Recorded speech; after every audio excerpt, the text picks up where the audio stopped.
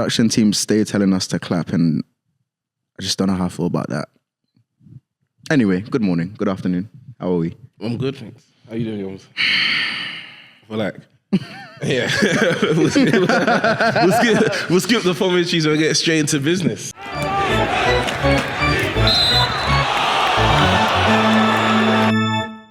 I hope you're good. How are you? How are you? Blessed. I'm good, How are man. you? I'm good. I'm good. How are you? How's the team? I was a bit rough when I came in. Pause. How's the team? How's everybody behind the camera? They can't hear or see you, but how are you? Thumbs up. It's good. We good. Energy, we feeling good. I'm gonna feed. You came here and came with some dark energy, but we're gonna by the time the podcast is done, we're gonna hopefully clear that up. Yeah. Clear that up. What happened this week? What didn't happen? Better question. What didn't happen this week? What didn't happen this week? I'm trying to think of what trade should we start from. What trade? Obviously, for those that don't know, the NBA trade deadline has just passed, so everyone has their team now. No person will be moving except for free agents and people that are being waived. So we kind of got the picture of how teams will be set up going into the playoffs if they make it. So let's start off with the headliner. We should do the big bomber, bro. The one we kind of didn't see coming. I actually want to, I actually wanted to know which one you thought was the big trade. Man. The big bomber? Big bomber, yeah. It's Garland for Harden. Yeah, because it's just weird. It's just weird. It's such a weird situation. Because I don't even get, I didn't see that trade coming. I don't think it's a bad trade. I think both teams kind of get what they needed. But at the same time, it's like, why did you do that at the same time? It just makes no, you kind of traded, I don't know. What do you think of it? Let me. So for those that don't know, Garland was traded for Harden, James Harden, and I think they also got who got the first round? Who got the second round pick? I believe it was.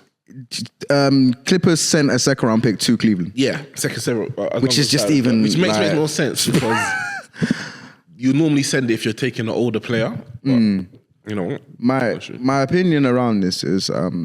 it's heavily weighted by the fact that they were 16-1 when they made this trade and comfortably fulfilling the mandate that Ty Lue had set when they started the season very, very badly. He said he wanted them to go over 500, like 30. I think he wanted 31-20 minimum to end the season, and there was 16-4. Like it was. Yeah, they're on course to make it.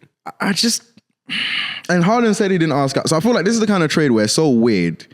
You got to provide the context and then kind of ask the question. So it's like Harden claims he never asked for a trade.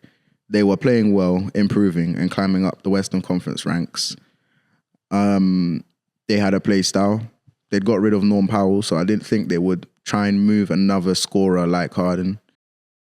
I just don't really understand on a basketball level why they'd make that trade. Even the sporting level. So I don't get it. A quick analogy. When I was younger, I was on his bench for this football team, and I believed that I was better than some of the people on the pitch at the time.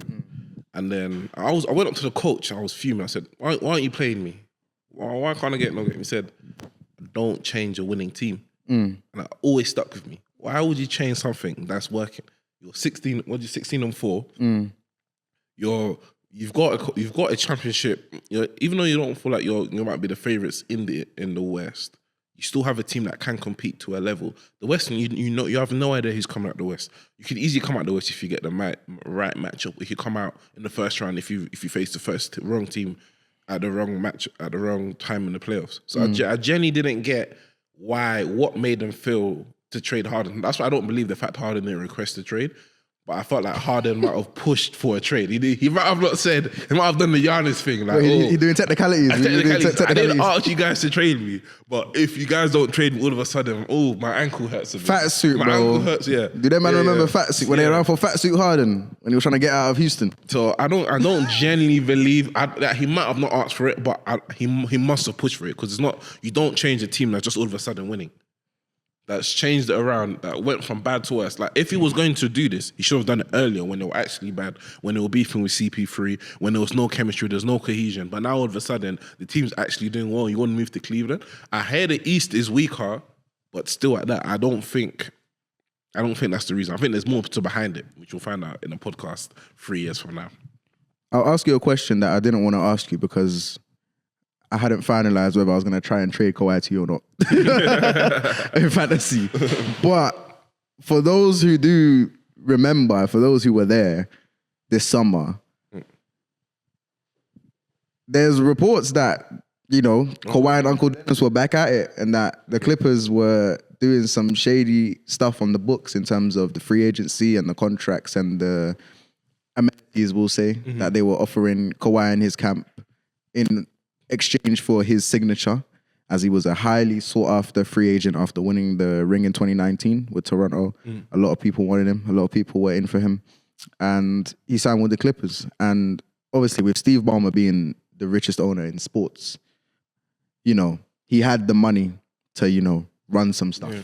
Now, we've always made the jokes about it and we've spoken about it and whatnot, but look, I'm putting joking for legal purposes, legal, Mr. Ballmer, don't have any of your businesses try and sue us, please. It's just speculation. Like, this is what we do. I got a mic in my hand, like, allegedly. We got to stay internet ready. Yeah. We got to stay internet ready. Okay. But yeah, like, we've been made jokes about it, but it's like this summer there was some credible reports coming out about the fact that this may be true and that there may be consequences, and then it went really, really quiet afterwards. But then now, Harden's been traded. Zubac has been traded, which we'll also get into. Yeah. And you just can't help but wonder, it's just Kawhi left. I never thought about it. Until you just said. Because it kind of brushed it over. I just kind of just forgot about it. And just even forgot that was beginning of this season. I'm just thinking, that's actually a very good point. And the James Harden trade alone doesn't make me feel that. But the Zubac trade on top of that, like, where my head went to straight away is that Brook Lopez's game kind of suits Kawhi's more, and then Harden's kind of fit Zubac's more as well. So, with the pick and roll, while Kawhi is more of will play better of a stretch five. So I kind of got that thing from the trade. So that's where my mind went straight away. But now you're saying that now they got two key players as well, and they've kind of almost set up for a rebuild with Kawhi, because they got the Darius Garland now. They've got the picks from. Mathurin wasn't. I think Mathurin's a decent player, but he's still a young player that could come to fruition. Because why not trade Kawhi? I don't understand it. Like, if this is the direction you're going in, why are you keeping? And by the way, Kawhi, like, till the end of the regular season, like, you're my guy. Don't get it twisted. But like, why would you keep someone who's relatively injury prone, on the older side? He's in his 30s. You're in a very, very difficult conference to win. I just don't understand why they would trade everyone and not Kawhi. So like, I'm very, very, very suspicious about the activity around the Los Angeles Clippers right now. If and when it does come out, like Owen said in a podcast a couple of years later, just remember this was one of the first places you heard the speculation, because we know ball up here. I've got a question for you now. Tell me. Okay. This might be a leading question, as they like to use in law. Why the hell would a team that had one of their key players say the lights were too bright go on the side to trade for Harden? What do you think the gain and benefits of that is?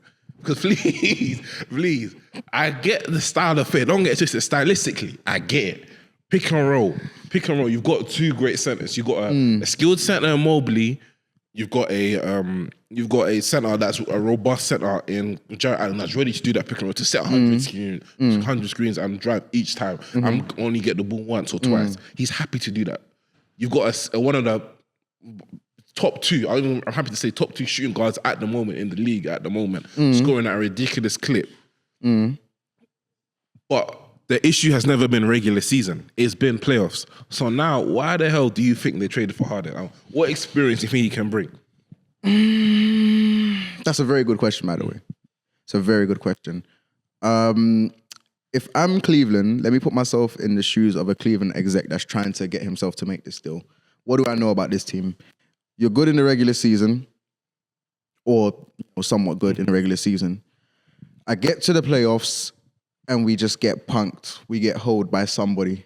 It's either, I think they got by the Pacers last year, and then have they made a conference final since they've been this good? So I'm looking at it like, okay, cool. We've got this great team, lots of young talent, Dean Wade, Mobley. We managed to get Jarrett Allen via acquisition. We got is Mike Strue still over there? I believe so, but don't quote me. Yeah, but like, we've got lots of young talent, but we get punked in the playoffs. And we get punked in the playoffs by a team with a very strong point guard. Like, Hallie did that. He puppeteered that destruction. So you might look at it like, okay, we can compete, but if we face a team with a real cutout style of offense, we're not really going to beat them. Because quick counter question within my answer to you. What is Cleveland's style of basketball? If I was to ask you what's Cleveland's style of basketball, what would you say? How would you respond? D. Mitch and Garland fight for the ball. Everyone get yours where you can. Is that so? Not a real style. Yeah, that's not literally. That's the correct answer. Not a real style. You can't say that they operate with using the front court heavy. Do you know what I mean? They don't really do that. I remember when Kenny Atkinson first came. There was a really style of play that really, it worked really well in a regular season, but it just didn't translate in the playoffs. So it was almost like, I wouldn't say Warriors basketball, but it had a fluidity to it of like everyone was getting it. And it was like, I think they kind of realized, no, we actually got to play for Donovan Mitchell because he's actually our guy, which is kind of brought us to this season where he see the scoring explosion. But my thing, and I agree with everything you said with their style of basketball and everything, but my main thing with the whole thing is, how do you justify or quantify Harden's effect into? Is it a thing where we're going to say, okay, Harden, you're in charge of playing, like controlling our offense, yes, and then when it comes to that moment, like the moments we've known how Harden's a great player, but notoriously known to choke in big moments in playoffs, is that when we give the ball to Donovan Mitchell? Yeah, I think they believe they have a squad that is set up for Harden being an elite point guard, initiating more pick and roll action with the talented bigs they have, allowing D. Mitch to be a bit more free in his scoring and not have to play so much because, like, you have D. Mitch on fantasy. I had D. Mitch this year and I had D. Mitch on fantasy last year. And we've seen that he has had to average quite a bit more across all categories. And it's like, this year. Do you know what I mean? And you don't want your main scorer having to do that. I do think, obviously, I don't know these man, but I do think D. Mitch, his okay on this trade was a big part of the Cavs making this trade. I don't think the Cavs really wanted, like when I say wanted, I don't think the Cavs were calling teams like, yeah, okay, we're trying to get off Garland. Like, what have you got for us? I think you have a conversation with your star players, and because Garland also said like he knew this trade was coming. He let the reporters know he wasn't blindsided by this. Rich Paul's told them at the beginning of the season, apparently, this is your last year in Cleveland. Yeah, so it kind of... Do you know what I mean? It's one of them ones, but on a basketball level, it's like the ceiling is higher than the floor, I think. I think that's how Cleveland kind of looked at this. Our ceiling with Harden is higher than the floor if he chokes, because if he chokes, we have different avenues. Yeah, you have a killer. Yeah. Because when he was on Philly, it's like, cool. If the Embiid, bro. Yeah. If Embiid's co-star ain't hooping, bro, he ain't going to hoop either. He will choke right with them pause. Like he will do that. So it's like this squad is slightly different because you know how I feel about D. Mitch, bro. D. Mitch is the real deal, and I'm really interested to see what they do together because like I was tweeting off their account, I think that's the best backcourt in the NBA right now. Like if you just look at it, just take them out and just look at every backcourt together. Forget about how they fit with the rest of the team. Forget about the production at the whole team. Just them two. Austin Reeves and Luka? Nah. You think that? Wow. Nah. That's a take. Nah. That's a take. I would have had Luka and Austin Reeves, obviously Luka's. And Austin Reeves now is playing to a ridiculous. Even when he came back last night, but like they're really, really good, but it's like when I think of a backcourt, it's what the pairing as well. Yeah, do you know what I mean? How they complement each other. It's why Stephen Clay, bro. Even though they were the ops, bro, I wouldn't tolerate too much Stephen Clay disrespect when we were having conversations about backcourts. Like I'm not gonna let people disrespect them too much. People used to pick up and bring up Dame and CJ. That used to get me the hottest. No one hates Dame and CJ. Guys used to beat up for playoff practice. All of a sudden getting froggy. No one hated that comparison more than Owen. I swear, every time we wanted to trigger Owen and them debates will have it. I just be like, bro, like... But they can shoot just as good as... They can shoot... What? On his day, Dame can shoot as good as... Like, you just rage, mate. It's pure rage. You're right there, that whole convo ended, even after it blew up. It was the day Lillard came out and was like, it's hard to do without when you don't got your KD next to him. And then he went and dropped his career high 62 on him. I started... doing the what's it called? That was dark. All over. That was dark. I said, yeah. I can't lie. Don't speak on this guy again. That was dark. I'm not gonna lie. But was dark. Quickly, just to wrap up on this trade, would you say then that the Clippers are low key preparing themselves for life after Kawhi? Yeah. So is that your thing? Yeah. 100%. When you look at the injuries he's been through, when you look at their playoff, I hate using the word failures because I don't I don't want to call them that, but if I was to get Steve Ballmer on the phone and tell him, think about how you felt when you signed Kawhi and PG in 2019. Do you think you failed in 2026? Answer says yes, but I hate to talk about Black Kings like that. But when you look at the failure that has been this project, it's like the NBA is growing, bro. There's gonna be some 7'3" guy out of Sudan doing some crazy ish. You gotta stay ready for it. Like that's my advice to all franchises that aren't like immediately in the championship picture. Like if you're in a place where you're not gonna be able to compete at a high level, especially in the West, you gotta get ready to blow it up. Before you get stuck, before you get forced into that situation, and then you have to remain there for years and years, like Utah did, and are only now trying to get out of. Like Portland are stuck in now, even though they've got Dame back. Like you can think of a bunch of Charlotte, bro. Like they're playing, like the teams that are playing well, but when you look back and look, how long have they been bad? You're like, rah, like since I started watching hoop, it's been like 10 years, bro. Charlotte ain't been nothing since I've watched ball, bro. And only till now. And I feel like as well, especially with like the whole, I feel like the gap, I'm pretty sure, but the gap between like NBA and like college level is kind of like decreasing. Like these players that are coming, like Cooper Flag took him like half a season. Blood's 19. Like there's so many more players that are coming through like within a year. Like they establish themselves in the league as like higher than you expected them to as well. So now as well, players, the length of rebuilds are not as long as they used to be. And now it's like a quick turnover. So I'm looking at a team like with like Philly. What Philly did now, and especially with the league discouraging tanking, you shouldn't need that many top 3 picks to rebuild a team. You shouldn't. Like maybe 2-3, and then you should be good. Even like Philly got what they deserved anyway. That's why it took them so long. You man got what you deserved. The only time they did it pure is when they actually got a decent team. You man got what you deserved. Like facts. That's Ben. Everything happened with Ben Simmons, you deserved it. Everything happened with Markel Fultz, you deserved it. For normalizing this tanking bullshit, all of it, you deserved all of it. But we might see what you man are capable of now. You've paid the debt to the basketball gods. They're giving you Edgecombe. Actually, have they paid the debt to the basketball gods? Because there's another thing about the Phillies we're going to get into. We'll sidetrack if we talk about Prescription P, but we'll get to him. We'll get to Prescription P. We'll gracefully transition to a team we literally just mentioned, Utah. They made a big trade and they went all in on Jaren Jackson Jr. So I got the trade. What do you think? Let me read the trade. What do you think? Let me read the trade for you. So the Utah Jazz received Jaren Jackson, John Concha, Lando, and Vince Williams Jr. And then Memphis Grizzlies received Walton Clayton Jr., Kyle Anderson, Taylor Hendricks, George Niang, and 3 first-round picks. Main part of that thing. Knee jerk. Who won? You got 5 seconds to think about it. Just knee jerk. Who won that trade? Oh, Memphis. All right, cool. Tell us why. Memphis. I'll go Memphis straight away because even though I feel like they got 3 first-round picks and they allowed them to position themselves properly for when they do trade Ja.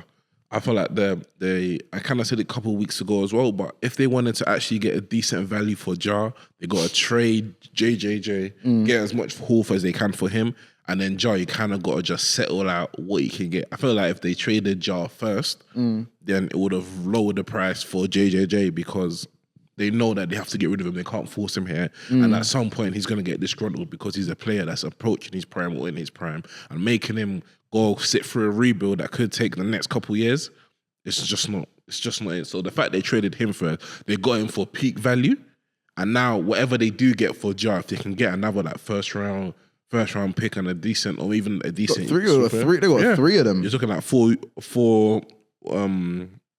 first round picks and then another potential player that could be their future franchise. They're good. They got more first round picks than Atlanta and Dallas got for Luka and Trey. Yeah. Just going to put that out there. And also, you can't forget how many... Just going to keep putting that out there. I think they got 4 for Bane as well. They got 4 first round picks for Bane as well. But I like that I couldn't get a first round pick for Washington. That is jokes. That is 2 jokes. This trade is interesting. I'm not going to lie. This trade is really interesting considering the fact they didn't trade Ja at the deadline. Because when JJJ went, I said, okay, Miami, do something. The only team to not make a move at the trade deadline, Pat Riley, please just give up with whatever you're trying to do, bro. It's okay. Old stubbornness, you know. Has he got children? Has he got kids? I'm assuming so.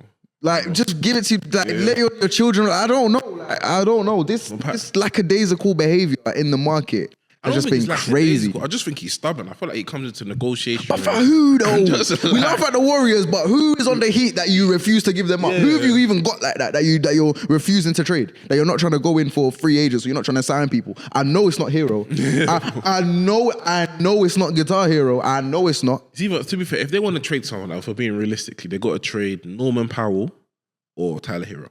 Those are the two options. Because really and truly, you're not going to trade Bam because Bam is such a... I would have been asked out if I was Bam. Would have been asked out.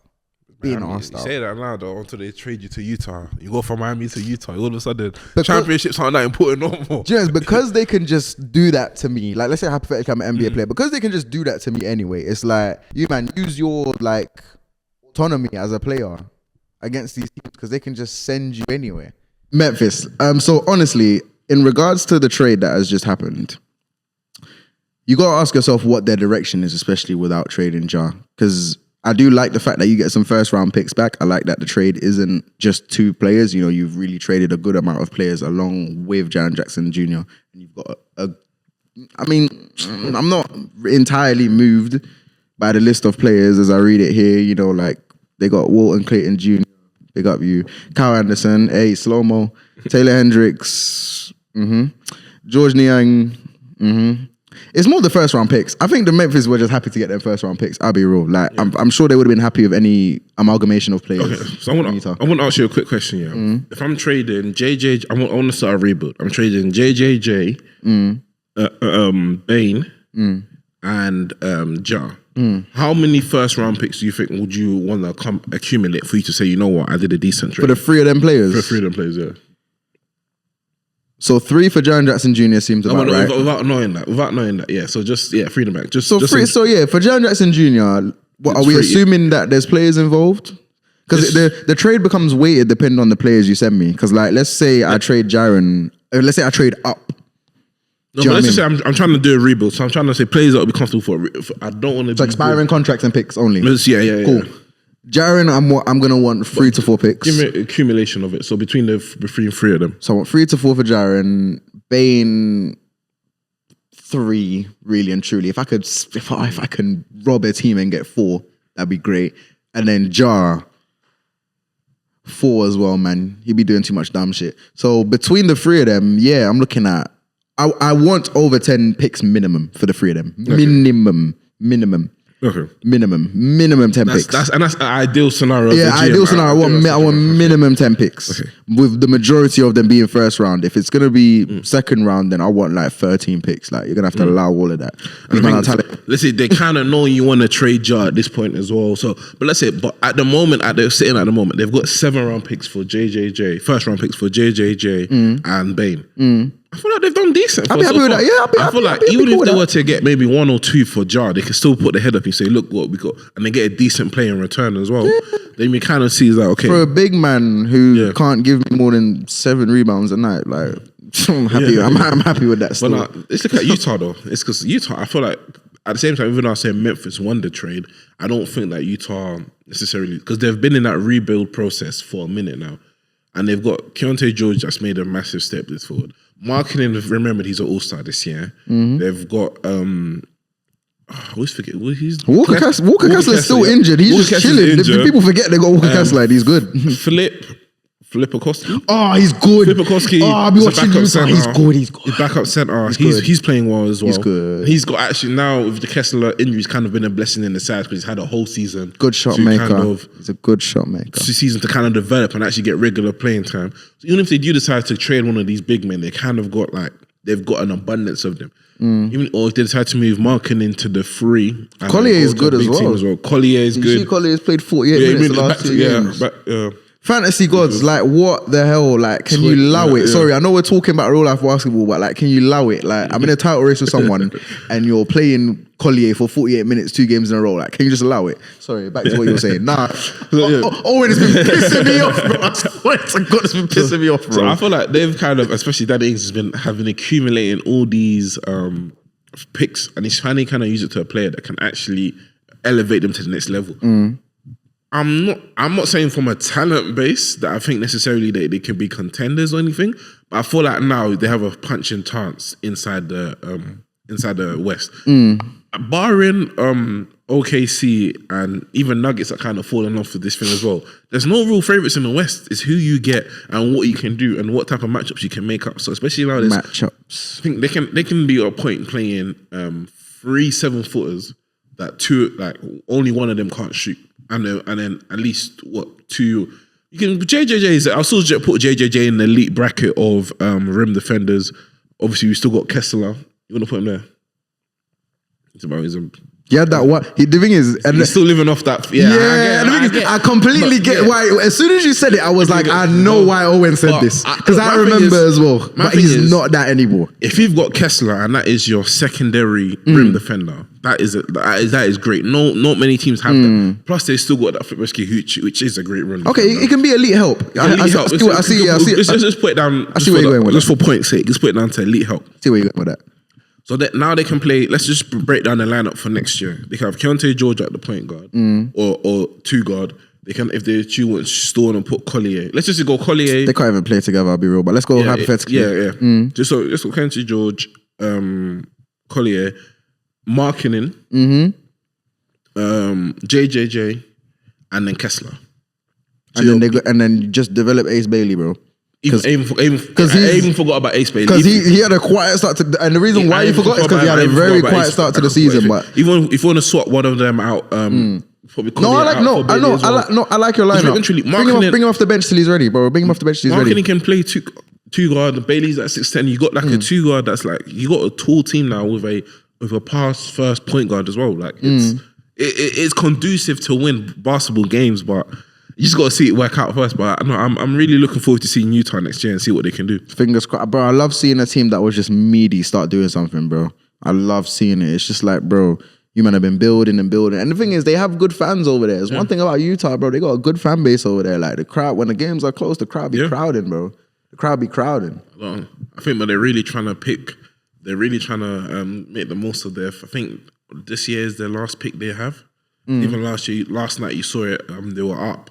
Markkinen was having an amazing game. All of a sudden, Markkinen didn't play the second half. They won't play. They just won't play Keontae George now. They won't play. He's so hurt. So please come back.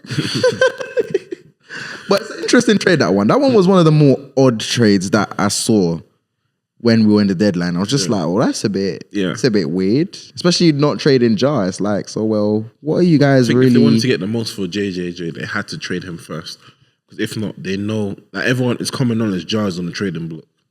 So it's a thing where you had to almost trade JJJ for his peak value you can get now. And then you kind of got to almost be like, you got to settle what you get with Ja because he's got the history. Yeah, we all know he's a great player. He's got the history of guns and misbehavior. You know the Memphis want to get rid of him. So, and you know they're in a rebuild. So it's a thing where it's almost where we know you want to get him, so we're not going to play extortionate price. It's not like you're trading for, we're paying for your franchise, your future. So we have to play these picks to make you do it. You want to get rid of him as much as we want him. So we got to kind of balance it out. But interesting one. That is it will remain to be seen type trade. So talking about teams that were formerly meaty and all of a sudden look like contenders, and arguably the fastest rebuild I've seen in my life. We have the Washington Wizards. But to be fair, I don't know when Washington Wizards actually started to rebuild. I just felt like they just wanted to. They were acquiring good talent from before. They went one direction and they kind of when they traded JP, it's kind of like a second rebuild, but that kind of rebuild kind of flipped over quite quickly. DC was good. DC was good. Love and miss you. Take me back to the DMV. Love and miss you, DC. DMV. Back to Rose Bar. And District of Columbia. Oh gosh. The whole shebang. Shout out everybody. So boy, they lit. They lit now, boy. Let me break down the Wizards trade for you. So the Wizards received Anthony Davis, Jaden Hardy, D'Angelo Russell, and Dante Exum, while the Dallas Mavericks. D'Lo was in that trade. Yeah. Bro, they've been trying to get rid of D'Lo. They've been trying. That's probably why they threw the extra picks for taking D'Lo's contract. They've been trying to get D'Lo. They've been trying to get rid of D'Lo, bro. Why do you think? You don't think it was Jason Kidd being crazy trying to play Q4 point? It's him. He's probably D'Angelo Russell's the reason why I got to play him point guard. And then Dallas Mavericks got Middleton, AJ Johnson, and Malachi Branham, Marvin Bagley III, 2 first-round picks and 3 second-round picks. Also, well done, Dallas. You got more first-round picks for AD than you did Luka. Well done. Let me non-ironically and non-sarcastically commend you on switching your brain on during these negotiations. Well done. What do you think about this trade? I feel like the Dallas Mavericks did not a great job, but what I'll give them credit for, and the only thing I'll give them credit for in the last 365 days of their trading has been the fact that they realized this is not going to work and did as soon as possible. They weren't stubborn. As soon as possible. I'll give it to them. That's facts. That's facts. I've seen teams, mine in particular, Double down on things that everyone knows ain't going to work. So the fact that they've actually said, you know what, this is not going to work for us. We messed up, but we're going to rectify this as quickly as possible. Luckily, they got the first round pick in Cooper Flag. They didn't try and mix up 2 generations, which never works. I've never seen a team that has a generation on their way out and a generation on their way in, and all of a sudden they mix together for a championship thing. There's too much difference in experience. There's too much difference in skill sets. It's never worked. We were lucky to get one Kyrie. We were. And the thing is, Kyrie is only like 4 or 5 years younger than LeBron, but the media wanted you to believe that he's his bloody child or something. Father figure. Well, it's on the father figure that was in secondary school at the same time as you is crazy, bro. Bro, I don't know crazy, how. I'll never know how Kyrie didn't just hock up a phlegm for that reporter, bro. Are you mad about father figure, bro? My dad's alive. My dad is alive, bro. What are you talking about? Bro, my dad stopped everything he was doing, moved to Australia, moved me back here, just so I could be a professional basketball player. Are you asking me if the guy that came to my team 3 years ago, a guy who throws chalk in the air, it's my father, and draws butt when he's bored. You're asking me if I see him and goes to South of France in the middle of the season while I'm still trying to get us first seed. That South of France shit pissed you off, didn't it? So much. Because we had a great record, but we are still doing bloodbath. We're doing bloodbath fights in the West. My man's in the South of France drinking Pignon, I don't know what, bro. Viewers, I wish you lot were around at the time. You see when Bron used to go South of France, bro, Owen used to get so pissed off, bro. We are in the West. He'd be like, you man are in the East. It's a cakewalk, bro. You man don't play nobody. We're trying to fight for what's that, home court advantage. My man said, let the Raptors get first seed, bro. Toronto at home anyway. It don't matter. It don't like. That's why I get quick size. That's why I get why Dylan Brooks hits LeBron. He grew up on that. That's what he grew up on. He grew up on this guy taking fadeaway jump shots in the middle of his hole, sweeping them guys. You got first seed. I'll be mad too. What, he's on his syndrome shit? Yes. This is the guy that came and destroyed us. Now he's washed. Imagine you finally see this big bad bully that's been bullying you and you're oldest for the whole year. You finally see him weak and depraved. It's like, I'll crack him on the back of his head. I can't. I'd hunt LeBron as well. If I was a LeBron hater and I made it to the league and I'm playing with a 40-year-old LeBron, I'd hunt LeBron on defense every time, bro. I don't care. I know it don't affect your legacy. I don't care. I don't care, bro. Well, I'm telling my kids, I locked him up. How old was he? I don't care. I locked him up. Is he still Anyway, back on. So, what do you think about? So, we've spoken about Dallas somehow. I don't even want to use the word rectify so callously, but they've managed to cut their losses quite a bit. What direction do you think that franchise is going in, knowing that they've now traded AD, they've got rid of D'Lo, they are really going there with Cooper Flag, and Kyrie remains out? How do you forecast the future for the Dallas Mavericks? That franchise is so backwards. I can't speak for them. I can tell you what they should do. They might just trade Cooper Flag in the middle of the night. I don't know what they'll do. Sure. I'll tell you what they should do. Sure. I say they should carry on with this whole thing with we're gonna keep this Kyrie thing going on. Shebang. We're gonna make sure that we're gonna boost his value. Maybe give him some couple games at the end. Let Kyrie.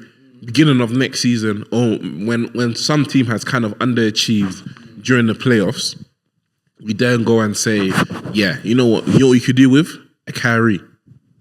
Go trade Kyrie, high value. So now you've got your Cooper Flag ready, and then all of a sudden now we've got a team and a couple picks and a couple trade values you can build around him with.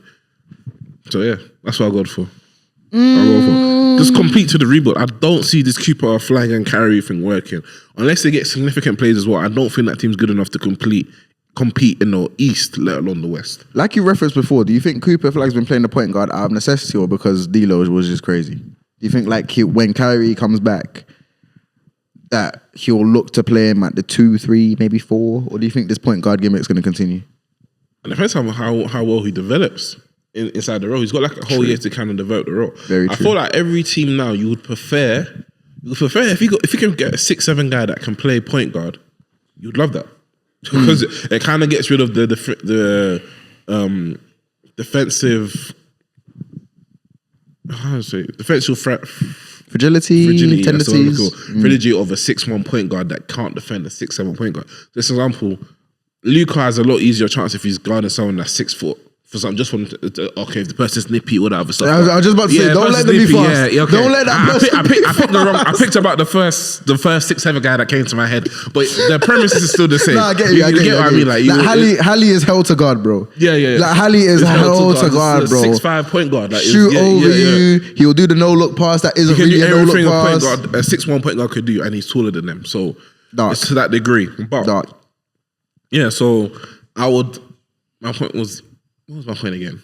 Yeah, their ceiling and what they can do and what they can kind of achieve. Yeah, I just don't see. You would prefer Cooper Flag to play that role. Now, going into Kyrie is a guard, but even saw it with Harden. You the one, you the one guard. I'm the 2 guard. So getting Kyrie to be more on the ball and more playmaking roles as well. You'd want him. He's best an isolating shooter or isolated scorer. So you have your system and you manage to get him his shots within the system or almost as a bailout, as a like, okay, Kyrie's going to take this watch. We can trust Kyrie to get his bucket in the phone box or any way he wants to. So you don't necessarily need to concentrate as much. Well, if you want him to play the point guard, you're kind of taking away from his actual game and what his game, the best of his abilities. It's not like he can't do it, but the best thing Kyrie is known for is scoring. So I wouldn't want him to be my one guard. But however, if Cooper Flag can develop and just get more, because he does have the feel for the game. Like a lot of the point guards, they have a feel for the game. Like they know when to pass and know when to shoot. But I feel like he's just getting it at this level. And if he can translate to this level, which I think Cooper Flag could be. What do you think? I agree with that. I can't lie, I actually agree with that. I was looking for something to disagree with there, but I'm like, I ain't gonna lie. That is a sound plan. And really, Kyrie turns 33 or 34 this summer. Oh no, not even this summer. Isn't his birthday coming up? I got a thing with celebrity birthdays. If you don't know me personally, I just know them. It's really weird. But Kyrie turns 30. They have a word for that, you know. Oh, what's the word? Stalkers. Stalkers. I mean, that's the word. Stalkers. I turned to him with so much anticipation. I turned to him like, oh shit, what do I have? Yeah, man, what do I suffer from? I know his birthday. I know where he lives. I know his phone number. I know we ate for breakfast. Yeah. Bro, I know Kalani slammed him out, bro. Horrible. But yeah, no, he turns 30, what are we in 2026? Yeah, he turns 34 next month. So, with Cooper Flag being 19, by the time Cooper Flag develops his game, let's just look at all the young homegrown talents that we've seen come out of college. They've done the 1 year, etc., etc. By the time you start doing that shit, like, you know how Ant started doing that shit when he turned like 22, 23. Do you know what I mean? I wonder if Kyrie will still be Kyrie by then. So I'm intrigued as to what Dallas's plans are long term in regards to that, because not saying you can't hoop at 36 or that you can't contribute at 36, but it's like, let's just look at things realistically. Like, you are a 6'2" guard who is predicated on explosive scoring and assisting. So when your physicality starts to fall off a little bit and Cooper Flag starts to come into a bit of his own, like, he can still put on weight, he can still end up getting like super hench or whatever he thinks he needs. I just wonder where Kyrie will be with that. So I'm just intrigued to see what will happen. But like you said, I like the plan that you have in terms of like, just keep developing him at the 1. Kyrie's not a 1, so just keep developing him at the 1. The timeline doesn't even line up, especially from the thing, because Kyrie would be like, how old? He'd be 37. No, literally. How many games did Kyrie and AD play together, by the way? Like, 1. 1? Yeah. I should blow both of them out. I feel like give Kyrie a couple games, see how Kyrie comes out. I feel like Kyrie, you got to, because he's coming off an ACL injury. It's like ACL Achilles. ACL injury. you kind of got to like almost bring him to the market for showing what he's capable of. And then, because now people can, if they trade for him, they can go super low. Because it's just like, oh, he's been out for so long. We don't know how he's going to come back. Yeah, I'd be violated. If I'm an NBA team trying to get Kyrie, I'd be violated. They get on a low. So it's just a thing where they kind of got to say, oh, we're not interested in him. We've seen his recovery. You could kind of got to boost the price as much as you can. I feel like NBA, what I've learned about trading is like, it's almost like, you know, treat him mean, keep him clean. Treat him mean, keep him keen. Like, oh no, we don't want to trade with you guys. We don't want him. All of a sudden, okay, now we want him more. You know what I mean? It's kind of like it's a balancing act. To be fair, it's negotiations, which is... So we need to tell Golden State about that. Teach Golden State about that. But that is facts though. We haven't touched about the Wizards though. Wizards now got AD and Trae Young in the East.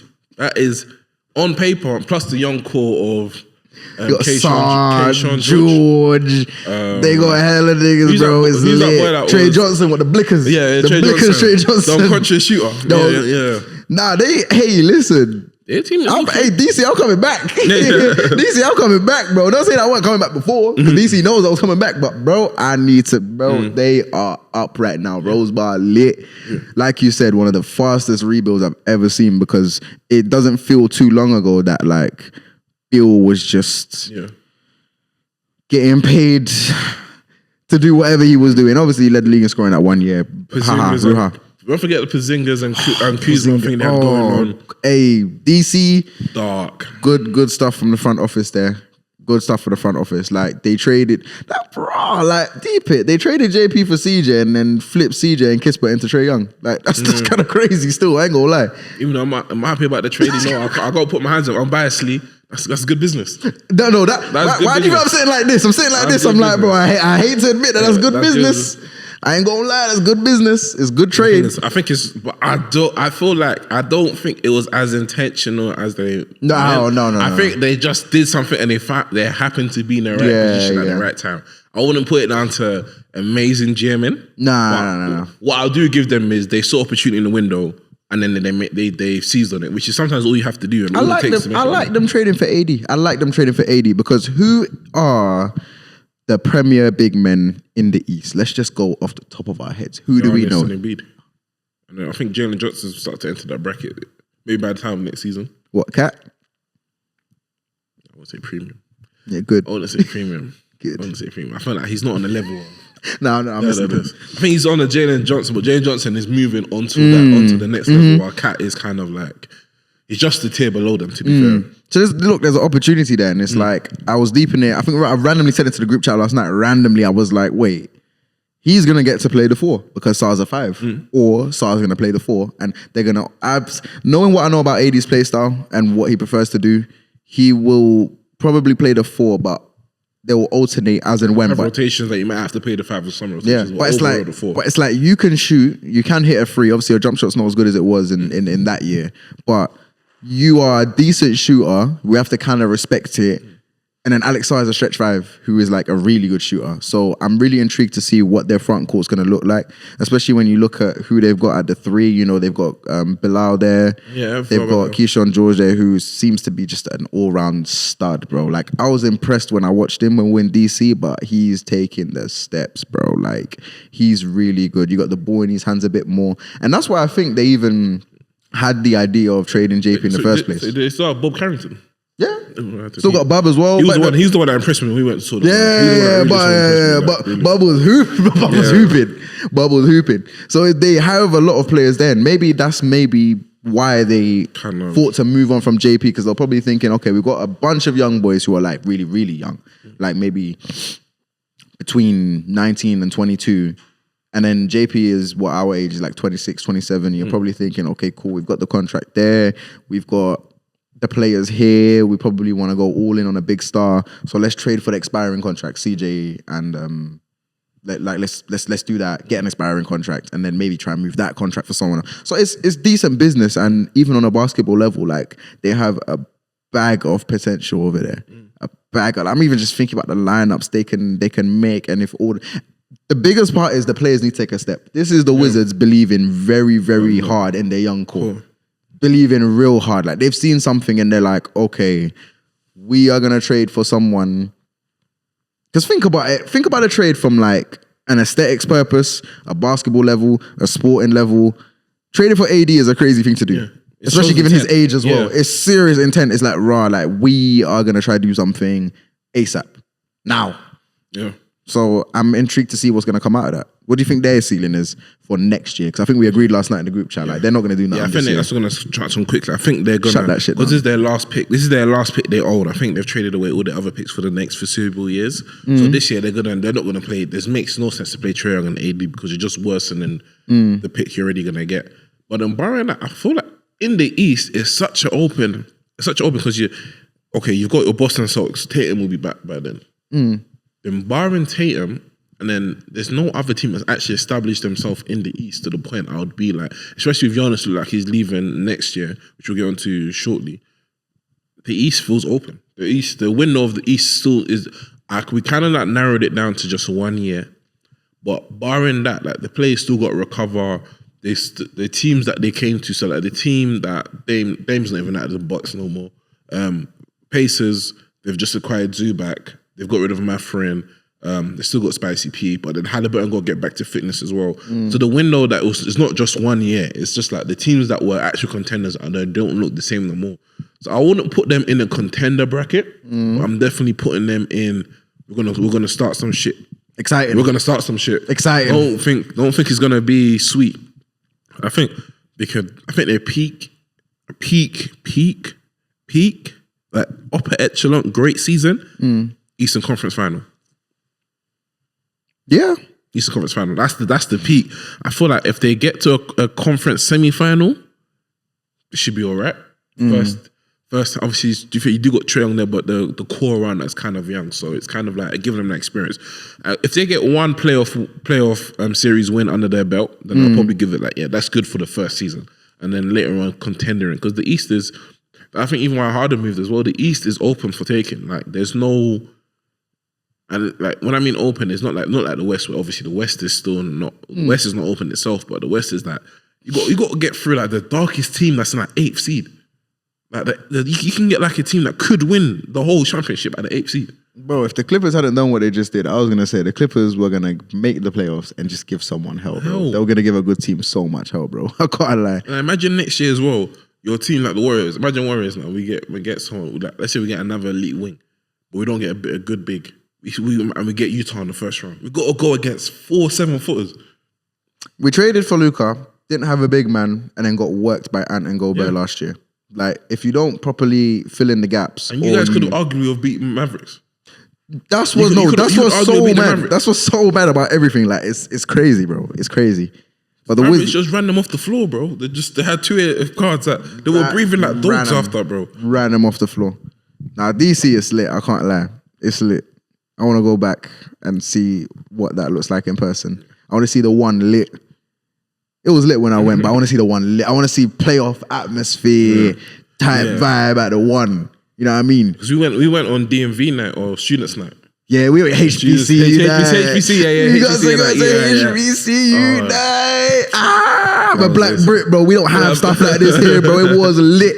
Most of the arena was black. I was walking around the concourse. I was getting dressed. Bro, it was lit. HBCU night was lit. We played Atlanta. Yeah. We played Atlanta. Trae Young he had a game. He had like a 30-point double-double. But it's like, yeah, man, DC been deserved to be back up. So, you know. We're gonna slightly go off topic but on topic. Oh, I like that. Well, instead of talking about a trade that happened, we're gonna talk about a trade that didn't happen. Giannis. We kind of weave this in on the Porzingis trade as well, but I want to give Giannis his own. You don't deserve it. You don't deserve it. You don't deserve it. You're a fake demon. You are a fake demon, yeah? We can get onto Harden and all them, man, all we like, but at least when a man arse out, he arse out, bro. I don't rate what you just, like, I don't rate that. I don't rate that. I don't rate it at all. I don't rate it at all. I don't rate how either of the parties have gone about this entire ordeal. I'm not going to lie. Because Giannis, it's like, bro, we are not stupid. They got rid of Middleton. They got rid of Dame. They've got you playing with Rollins and KPJ and Kuzma and these man. No one's going to flog you if you ask out. like this it even leads to a deeper question I want to ask you deeper into this segment, but just to float it right now is like, stop letting these men on TV get into your head, bro. Because I feel like that it's dictating a lot of the way players act these days. Like you think, these, if I ask out, these men are gonna get on the TV screen and say that I don't have that dog in me, and bro, you're better than the majority. All of them. You're better than all of them. Yeah. I didn't want to be that guy, but you're better than all of them. Do you know what I mean? You're better than all of them. So it's like, I just don't understand why Giannis didn't ask out properly. And then like, you know, the trade deadline passes, legends don't chase, they attract. Like he's trying to do the whole, I'm the cool European dad guy. I like 50 nuggets, and bro, allow it, man. Just allow it. I don't buy it no more. Like I don't buy it, bro. That IG post annoyed me. I ain't gonna lie. When I saw that, I was like, bro, what do you mean? To be fair, you might have got sent out there. I'm not sure if it was better. But even the fact that I could have got sent out, the fact that I could have got sent out tells me, like I'm not rating it. Do you know what I mean? But my whole thing with it doesn't make sense. You know you want to win a championship. You know this is not a championship caliber team. How old are you? You're not even washed. You're not even close to being washed. But then you're going to be shouting at them, and halfway things like, oh, you guys ain't got the right mentality. No, they don't have the right ability. He said, man are playing selfish. That's what he said before he got injured. Man are playing selfish. Because they know they're not a championship team. They're paying for their contract. You're good. You've got your contract. You know any team's going to pay you whatever you ask. Whatever. They're going to give you a blank check, and you're going to be like, sign. They're going to sign. You're good. These players are playing for a contract because they know they're not on a championship team. Your goals are not aligning. So now you're going to come back and do the whole mentality monster against people that are not playing to the same caliber you are. They're not playing for the same reason you are because they know they can't win and you know you can't win. Now, what I'll give the Bucks credit for, I won't say credit, I'll just say I'll give them a stopgap. Someone in the West is going to be disappointed. If Houston win, OKC is going to be disappointed. Vice versa. There is going to be a potential market for a team that doesn't reach what they expect to do in the playoffs, and it opens a whole new gateway for Giannis to be traded. So if that's what they're waiting for, I can say fair enough. That's fair. That's fair game. That's fair point.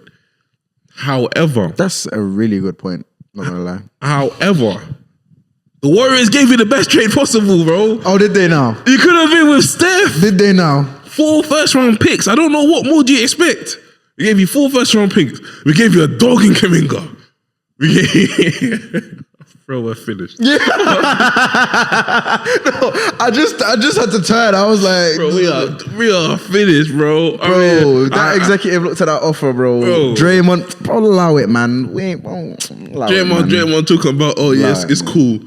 I won't take my play option. I'll come back in the summer. You're not even, bro, shut up. When I saw that quote, I was dying. I said, he ain't going nowhere after saying something like that, bro. I mean, I play option, bro. If I get traded, I'll come back, take the minimum. I remember Stephen A. Smith talking about some stuff like, oh my gosh, he might retire.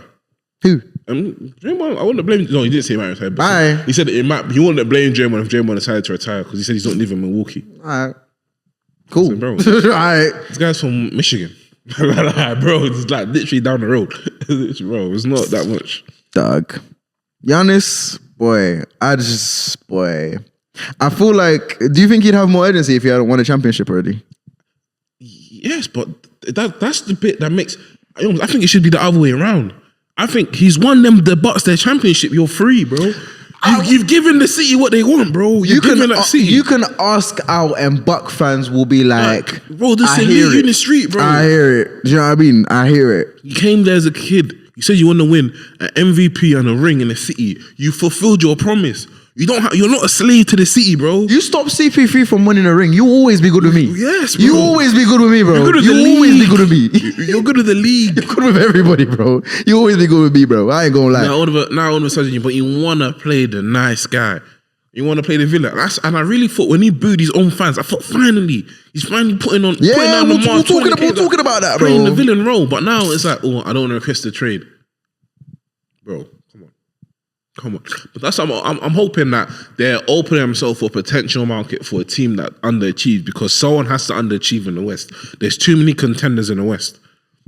Rockets, OKC, Minnesota, they all can't win the chip this year. So one of them has to be disappointed. So the potential market is gonna appear. Now, however, is that a market willing to give 4 first-round picks for a player that knows that contract's expiring in a year? I don't think so. Do the other teams, does Giannis get more of a say where he gets to go? It's a shame. Because an experiment contract next year? Yeah. So the Bucks kind of let go of their leverage for the amount of things they can get for him. But at the same time, Giannis, you're on a limited window. You're not 26. It's a shame they didn't have anything to give the Clippers for Harden. I would have liked to have seen that experiment. Harden and Giannis, just to see what I would have looked like, to be honest. Harden will never play Giannis. Because even, after that whole thing, he never. Yeah, but it's like, even when he dashed the ball with his head. You play with AJ Green then, Giannis. You do that. No, that's what he wants. Nah, facts. That's what he wants. Because it's like, I look at it like with Harden, we forget about it because they underachieved and blew a 3-2 lead in the playoffs. But him and Embiid together was mad, you know. Yeah. It was, I think, did he lead the league in assists that year? The year that Embiid got MVP. Like them man underachieved crazily, but Harden with an elite big man, like, bro. You're also Boston, though. They were 3-2 up. I remember that series, bro. They were 3-2 up in Philly. And then that's when Tatum did that shit. Tatum hit that 1-3 after having the worst game ever. First half. Worst first half ever. Ever. In the playoffs from a star. Worst half I've ever seen of basketball. Then he hit that 1-3 on the wing on Embiid and said, yeah, I'm going to kill you lot. I'm going to kill you lot. He has 15 game 7. That's arguably the best half of basketball I've seen in my life. That's arguably the best part. Wasn't it more like even a quarter? Wasn't it the fourth quarter even? Something like that. It was like the fourth quarter. Like, he hit 1-3 on Embiid. I'll never forget. He drove, snatched back through the legs, stepped back, blicked it. I said, uh-oh. I literally was like, uh-oh. They were down 10 or something like that. Yeah, bro. Philly were going to knock Boston out and go to the conference finals for the first time ever, and then lost that game, and then Tatum put 50 on them, game 7. Do you know what's so nuts? Looking back at all of this thing, the only thing I'm seeing is, I keep on, you talk about Harden series, is like, why was it only the last Clippers series that made me feel, okay, this guy actually might be a choke job? Like all these other things I kept on giving them blind. I kept on giving them blind, like, just a bad shoot. But the last one I just looked at, who did they lose to last? Who was it? The Clippers. Who did the Clippers get knocked out in the playoffs by last? Who they lost to last in the playoffs? Yeah. Were they in the playoffs last year? The year before. There was a Clippers series he played that made me look at it and I'm like, okay, no, this guy might actually be a choke job. They've lost to Denver in 7 last year. Was that? Did he have? I think he had a bad game 7 as well. He had an abysmal game 7. Yeah, that was the Denver. It was the Denver one. Surprise! I was watching the Denver one. I said, okay, no, this guy's actually looked shooketh. He looked shaken. Like, you've been in many game 7s. You faced arguably the most deadliest team in game. That's what I don't get though. And maybe obviously I'm not professional. To the point they were saying it in starting 5. You know, like starting 5 is about their lives and stuff. Yeah. But to the point where like it got to the playoff section and they had Stephen A say it because they tried. They said, you know, if you get Stephen A to say it's not that bad. But Stephen A said it was like, bro, James Harden's an all-time great. But when it gets to the business end of a series, I don't know what happens to this brother, bro. Business end of a series, you never know what you're gonna get from this guy, bro. And I think Warriors, there might be some damage from the Warriors. I'm not even trying to big up our thing, but I'm just saying like, once you actually played against a team that consistently beats you in those moments, it's just like, it has a mental effect on you. It's like, is it me or is it them? Especially when they did, I think if they would have beat us in one of those finals, in one of those Eastern Conference, Western Conference finals, he would have won a ring. Yeah. Not necessarily because even if he would have beat us, and then lost in the finals, he would have came over that mental barrier. I think the fact that they never beat us in the conference finals was like a mental barrier that he never overcame. The only reason we allow him for the Brooklyn game 7 is because he was playing with one leg. Yeah. But you didn't give KD no help that game either. Bro. The only reason we allow you is because we know you had a hamstring issue, but it's we even salute you a bit for coming back. Yeah, do you know what I mean? But it's like you didn't do anything that game as well. You were getting the ball at the half court and flinging it to KD, bro. You are an all-time great. They got him top 75, right? They put him in the NBA 75, Harden. I think so. I believe so. Should have, yeah. Likely. So. Probably. They I'm trying to figure out all the guys that were there, but I'm saying if you were there, you were there. Yeah, type shit. So just to circle back to this specific segment, with Giannis, bro, check back in with us at the offseason, bro. We don't know what he wants. We don't know what the Bucks want.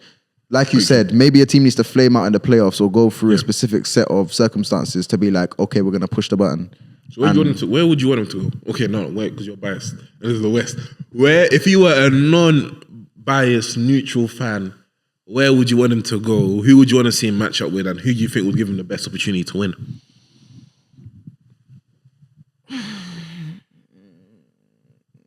Why you think? I can tell you why I don't want him to go.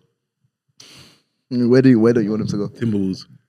It's for my advice. I don't want to go Timberwolves because that was one of the answers I was about to come up with. He better know he's second fiddle. If he come Timberwolves, he better know he's second fiddle, bro. I would want to see him go to the Pacers, the Timberwolves, or the Spurs. Putting all bias aside, Pacers. I'd want to Spurs.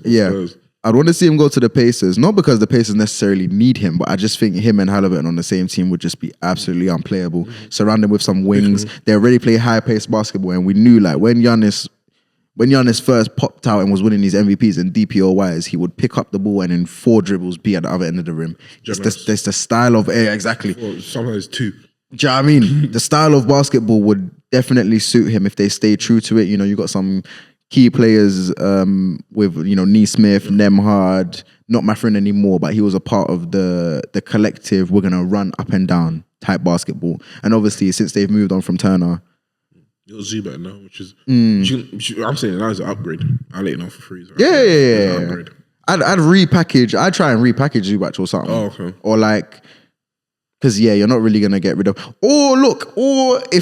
I wouldn't do it, but if you're feeling red buttony, Siakam, I don't know, you could do it. I don't know if they've got the picks for it anymore though after the Zubac. Do you know what I mean? But it's like just on a basketball level, I'd like to see him there. Timberwolves, obviously for obvious reasons. Him and Ant would just be sick. Big man, You feel right? They only give up 2 first-round picks for Zubac. So. They could finagle something. Yeah. They'll finagle something. And then Timberwolves, obvious reasons. Giannis in the West. Timberwolves, and it'd just be great. Maybe Ant will teach him how to be a bad guy consistently. And then what was the third team I said? Spurs. Oh, come on. That would just be nuts. That would just be nuts, bro. I can't even pretend not to be biased. I don't want to see that, bro. That'd be nuts. Wemby and Giannis mix up. Yuck. And they got the assets to make. They got the assets and the players to make it happen. They trade Fox's contract. And a couple picks on top of that. Could trade one of their young bulls and a couple picks. And you know why I would like to see him at the Spurs? It's like, bro, the coaching. I like their coach, bro.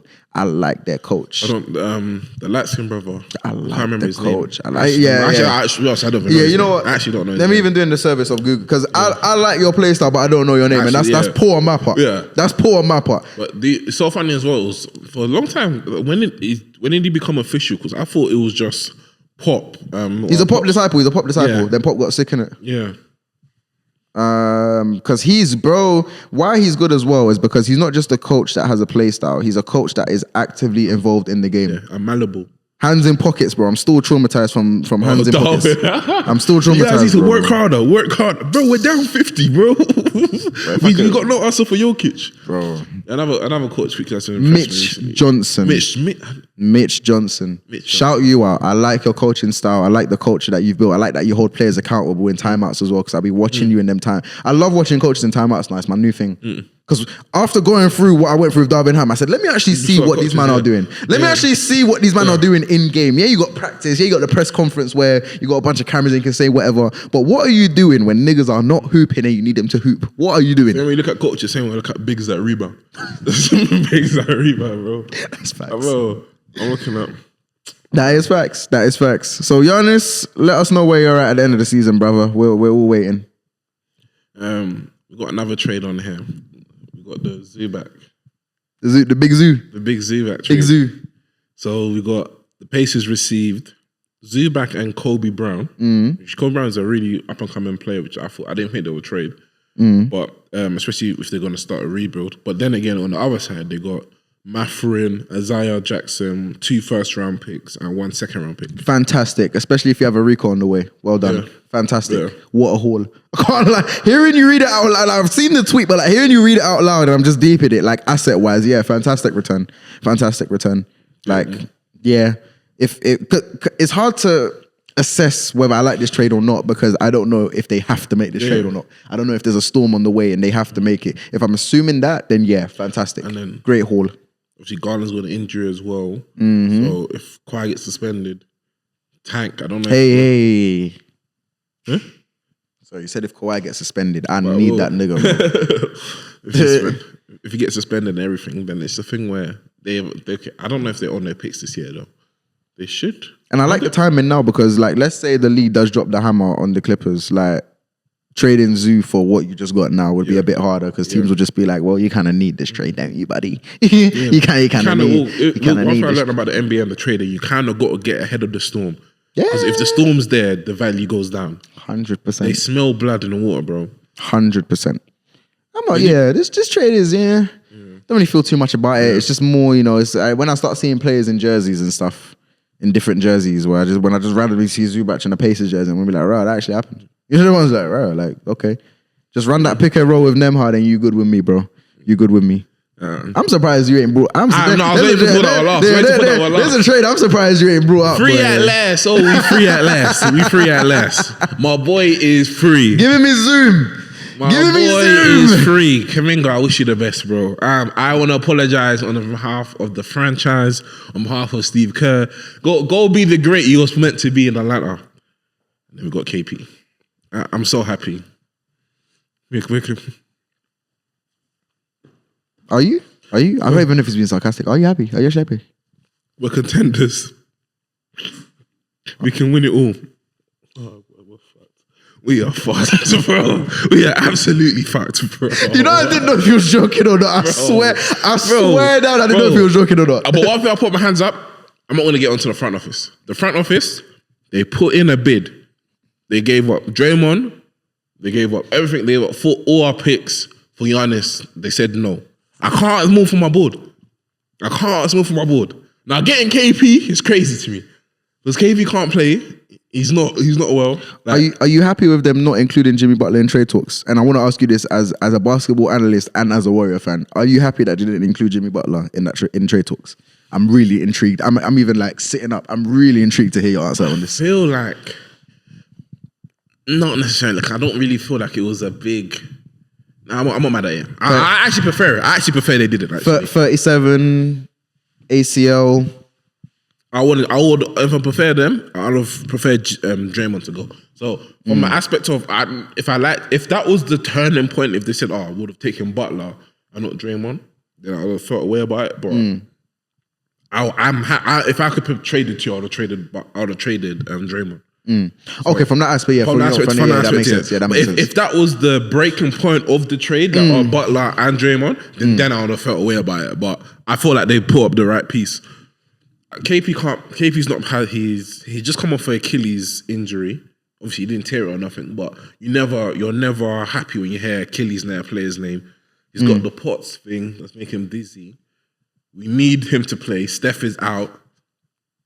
It's not great, but his contract's expiring, so he gives us kind of flexibility. Yeah, so he gives us kind of flexibility in the off season to maybe acquire someone. It's not the player I wanted, but I'm not mad at my front office because of what they did, the steps they took, the trade they put out. I think that's reasonable for Giannis. They threw 4 first-round picks at them. Like, what more? They actually did something for Steph's legacy. Like, they made a move for it. Yeah, it didn't work out, but that is more Milwaukee Bucks. Is that we couldn't have offered them anymore. What more could we have given them? So on that aspect, I'm not going to go out here and be like, the Warriors front office failed or something. They did what they were supposed to do. They did what they were supposed to do in that situation, and now they kind of like, okay, we make the best of what we can do now. Obviously, as a whole, I feel like they've not been great, but in this particular aspect, I can't really fault them on it. Why? What would you fault them on? I think this is as risky as it. It's either as risky as it gets, or the Warriors completely gave up and said, like you mentioned, we just want the cap space at the end of the season. Because what if he don't play, fam? Like, what if he don't play? Like, he's going through something. Okay. Like, what if he don't play? Okay, I'm gonna break this down to you. Okay, I'm gonna break this down to you. Like, you know when you have like 2 doors and they lead to the same room. Whether he plays or not, we're fucked, bro. We're finished, bro. Even if he plays, we're finished. We're not like what are you expecting for KP to do, bro? Like we're finished. It's written already. It's not like I'm not worried about the thing. It's like, right, one door here, bro. It's the same room, bro. It's the same room. We gotta call this. We gotta call this episode "Deaf Comedy Jam." Yeah, always just be making me laugh the whole episode, bro. I can't even get like. I'm just looking at that, bro. I accepted it before. My only hope was Giannis. I'm happy we didn't give up no picks for the KP. I'm more happy for Kaminga is the winner here. I saw the article. Apparently, he was reportedly shocked that they traded him, though. Yeah, because they were holding him hostage, bro. They Imagine you're in the basement, you ain't eating for days. And you see light. You're thinking of just feeding your water so you can go home. Home, bro. I'll be shocked too, bro. The guy's been a prisoner for... It's finally dark. left the Kerr regime, bro. It's dark. It's Kim dark. Jong-Kerr, bro. Kim Jong-Kerr. It's dark, but I do like it's at least a movement of some sort of intent from the Warriors, because obviously everyone knows I've been super hard on the front office, especially me as well. So I give credit where it's due as well as I criticize. It's a good move. Like you said, didn't have to give up picks. If he does play, I'm not saying it significantly bolsters your chances, but it's like it is Porzingis, isn't it? Like he is meant to be a very good player. I wouldn't mind if we traded him to Indiana. No, the Pacers. Not Pacers. Sorry. Now he's moved to Pacers, but trade him to the Clippers for Zubac. I don't even mind putting him maybe. You like Zoo, innit? I like Zubac. I like Zubac. I like his. I like, you know what I mean? I like a robust center. Like a center that's got a blue collar center. It's gonna come here and do the work. Like, I'm slightly more skilled than the work I put out, but this is my job. I'm gonna do this. I told you, bro. Same way you like coaches that coach. Yeah. You're saying it. There's only so many times you can see your team concede first chance points before you're like, hey, you might need a center here. So KP, I generally like. I'm saying that my thing hasn't changed since our first episode. My peak is the conference final, semi-final. If you get to the final, if you go out first round, if you don't make the playoffs, let Steph hoop, man. Like we were trying to tell you last week, like. Even if the two doors lead to nowhere, it's like, bro, like let hoop, bro. Not saying I need a reminder that you're good, but it's like, bro, like just hoop, and we'll appreciate it. We are fans. Obviously, we want our teams to win, and obviously, if you don't win, you can kind of slip into the feeling of, oh, we haven't won, so everything else was pointless. But that's just not the way sports goes. To be honest. You even made a good point last time, bro. I was like, there's a finite amount of times I'm going to see my favorite player play basketball. Bro. They're actually 30. Like, when I saw it the other day, I saw Steph's 37. I swear the guy was 34 last week, bro. Like, he was, bro. They're slowly getting older, and the amount of time we're getting with them is actually, especially with LeBron. I think LeBron's next year is his last year. If he's going to sign a 1 year. LeBron, stop doing that shit where you keep acting as if you're going to retire this year. I would... The power of the tongue is mighty powerful. So let me not even say what I was going to say. But hey... Stop doing that shit. I don't like it. This could be my last time playing in Cleveland. It might very well be. Stop. Okay? Stop. There's millions of us out there that will burn shit down if you stop this year. I'm one of them. Stop. Please. You storm in Parliament if... What? If he retires without a retirement tour, or he just retires on the season's ended, I ain't come. Bro, I will fucking lose it, bro. On everything, I will lose it, bro. There's no way. You better opt out of whatever the hell you signed with the Lakers, go back to Cleveland, pick up D. Mitch's calls. I know you don't like playing with Harden like that, but you're going to go and you're going to run the East and we're going to run it back one more time. If he goes, I think he should go my 6th man if he goes to Cleveland.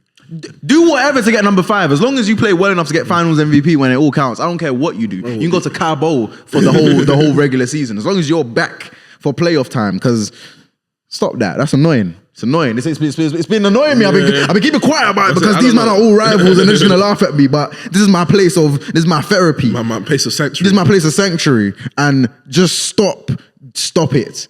Stop it. It upsets me on a general zoom further. If you haven't zoomed further, it upsets me on a serious level when LeBron starts to motion like he's gonna retire this year, because I'm not ready. We are not ready. Give me one more playoffs loss sweep. Not ready. Give me one playoff loss sweep and I'll be happy. That's what I need. I need to see him get swept one more time. It's not enough. He needs to suffer more. And this is why you can't retire this year. You see, man still want you to lose at 41. So let's just win on the way out. Let's just win on the way out. Or just do something. You don't even have to be number 5. But like, I don't think LeBron... It's a separate thing we can discuss, and we'll discuss it when Toss is back as well. Because we talk about LeBron's legacy so much in general, but like, it can't end like this. Not the way it's going right now. So we'll talk about that at another time. But it's like, yeah, we'll see what's going to happen with that. We'll see what's going to happen with that. But in regards to the Warriors and KP, very interesting move. It has a ceiling. It has a floor. It's probably closer to the floor. For KB. Yeah, the KP move. Because like you said, it's like you may be effed either way, especially with Jimmy Butler going down. Had Jimmy Butler not gone down and you man acquired KP, it's not even that bad. Hey, bro, it's more better than not that bad. I think you man will be contenders. Then we can really get into if the KP's injury. Then we can really get into that. But at the moment, KP plays or not, if he does play, we get a little push out of it there. But I don't think he's the needle mover. Get well soon, Jimmy, he might man. nudge the needle a bit, but he doesn't move the needle to the degree. So you put that on like the lower echelon of like impactful trades when we talk about all the trades that we've seen across the deadline. Yeah, I feel like it's just more of a thing. I'm just more happy for like Kuminga. He actually gets a chance to actually start his career. He's got. I'm trying to think who else did the Atlanta Hawks acquire in that trade or in general. Just in general, this whole thing. So McCollum, Corey. They got a couple people there. McCollum, Corey. The thing is, the way Jalen Johnson's playing, it's almost as if they acquired an all-star. Do you know what I mean? Like, it's almost as if they've managed to like acquire somebody new. So, it'll be interesting. It'll be interesting in Atlanta. It'll be interesting to see what they do. Okongwu's a really good talent. They've got some motion there. They've fully moved on from I'm the. just trying to ask on, so just in case like Kuminga's fighting anyone for that starting spot, or if he actually got a gateway to get into the starting team or get some game time so he can actually play. If he plays well enough, he can start. But that's if he plays well enough, though. Yeah. And we need to look at the style of basketball he plays as well, because Jalen Johnson's kind of like a Ben Simmons, LeBron, do it all hybrid type of player. So we just need to see where you always said, like the Steph system is the Steph system. So now you're free of that. Yeah. We'll actually see what he's capable of doing. So I do look forward to that. We'll take that team from Jalen Johnson King. Yeah, preferably before the end of the season. If it's next season, I don't even care. Huh? Did you pick up Kuminga or you just want Jalen Johnson? No, yeah. Anyone on Michael's team, I wish the worst things production-wise. Not injuries, because, that's just... Every time Yoms is rooting for a player that's not on the Lakers, I always got to think, how does it affect him in fantasy? Correct. If it's a random player I'm hating on or a random player that I'm pleading for, just know that it's related to my fantasy, because I'm going through it. I am going through it. The league has been weird, and when the league is weird, that means fantasy is weird. We've never seen such a weird year in terms of fantasy. You got Giannis missing a lot of time and then requesting a trade. Luka missed a lot of time, but then started banging out. SGA. Get well soon. Please. Get well soon. Rest up. If you need to miss the All-Star game, miss the All-Star game. Help me, nigga. Please, and thank you. Well, that's all the trades, Jones, man. Another great episode. Yeah, another great. And I like that we just talk trades as well. Just so much happened in the deadline, because I think, was it Tosin that tweeted off the account? He's like, where the fuck the trades at? Yeah. And then the NBA said, here, nigga, damn. You want something? Here you go. You want something? I got something for you. You want something? I got something for you. Did Rockets make any moves? Nah, I don't make. Not that I know of either. Not of impact. Not of impact. Yeah, no. So they're waiting for Van Vliet to come back, right? Yeah. They're gonna. Yeah, okay. That's what interview that he was really happy. He might be back before the end of the season. Is it? Yeah. Just time for playoffs. Don't quote me. I saw something. But his rehab is going well. The last match, which was like 2. Hey, what? They're Celtics traded for Vooch. Yeah, was it? They're Celtics traded for Vooch. Vooch! Oh my gosh. They're Celtics traded for Vooch. Yeah. Sorry, I just remembered off the top of my head. I was like, wait a minute. The Celtics traded for Vucevic. Chicago have blown it up, haven't they? They traded Kobe White. Yeah. They traded Vooch. The Rosen and thingy are gone. Giddy's still there. He was part of the blow up, to be honest, bro. Because they traded they traded Caruso to get him. Jaden Ivey's moved. Celtics, yeah. I know we were saying bye, but I just want to ask really quickly. I just want to ask one really quickly. What do you think their ceiling is if Tatum comes back? They got Vucci, they got JB. Walsh is a good defensive player. They got Derek White still there. They can win it.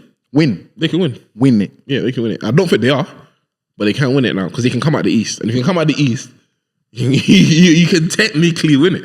They've won it before, so I'm never going to say a team that... Now their team is good enough to come out the East and they can get to the final. I'm never going to say that a team that has won a final can't win it. They capped our Eastern Conference final. They can always win it because they've done it before. I forgot about that trade because I forgot about it in this episode in the way that I found out about it because I just woke up one day and these men were just talking and I said, wait, sorry, what? I said, sorry, wait, what? Laugh. I was looking at you crazy when you said Vooch. I was just like, we talked about Zubac already. So I was thinking Zubac. I was just like, is this guy good, bro? Yeah. Is this guy? I was like, wait, no, Vooch. I was like, Vooch. I completely forgot Vooch moved. Yes, I completely forgot. I actually completely forgot. Where do you have them? What, Celtics? Yeah. In the East or in the league? Now, where do you think where do you have them now? They've Vooch. What do you think their peak for the season is? Oh, win it, like you said, win it all. Like if it actually works, win it all because they were playing Quetta and someone else at the center.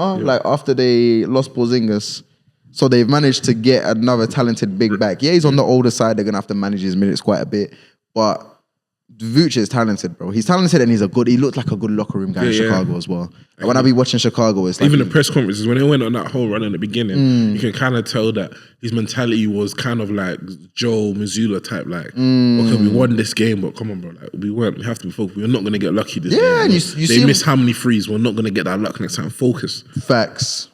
He brings something to the Celtics, and the Celtics bring something to him as well in terms of you're off that joke of a team. That might be under the radar trade, you know. No, 100. A big trade. 100. It could be the most. It could be the most effective given in the long term, but we'll be assessing how these trades go throughout the season anyway. We gonna be right back with you guys. We gonna be right back. Yeah, thanks for listening, guys. We're gonna love and leave you. See you guys next week. Signing off. Count it.